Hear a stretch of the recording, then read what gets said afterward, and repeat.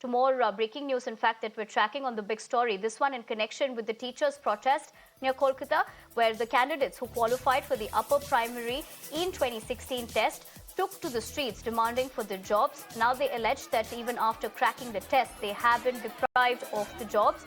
In fact, they were stopped, and then protesters launched a sit-in.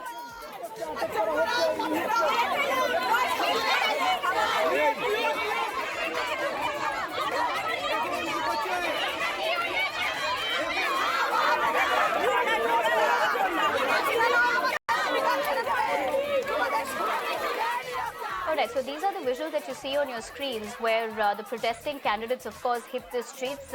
In fact, teachers have been protesting in Kolkata for the past couple of weeks. So what we're picking up so far is that once again, teachers in Kolkata have taken to streets. In fact, in the visuals also, you can see that they were stopped and then the protesters decided to launch a sit-in. All right, for more on this, I have my colleague Tamal joining me on the broadcast over the phone lines. Tamal, good afternoon. Can you talk to us about this protest, number one, and number two, what are they also demanding for?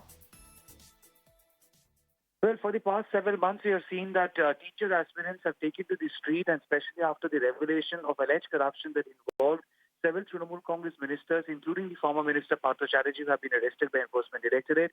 Time and again, we have seen teacher aspirants have taken to the street demanding the jobs, what they claim had been their right. They apprehend their jobs have been sold in lieu of money, and that's why they have been registering their protest today.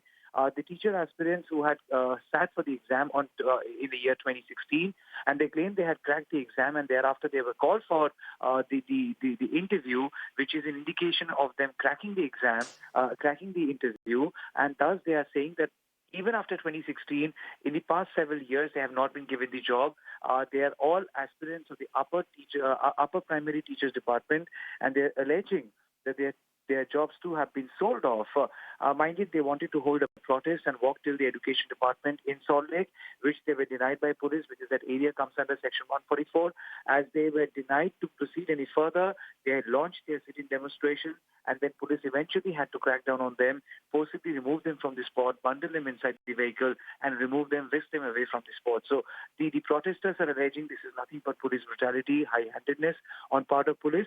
But then the state had been maintaining that in the past several months, there had been multiple PIs filed in the Calcutta High Court. It is a fact that the Calcutta High Court had handed over the investigation to CBI, and given the fact that there are cases which are sub judice, they have to wait for the final disposal of the matter by the Calcutta High Court before the state government can come in and do something about their jobs. So that had been the defense of the state government, something which has been not really accepted by the protesters, and that's the reason we see time and again, just not they, but others too have come out on the street accusing the government of high-handedness, apathy, and they have been demanding for their jobs.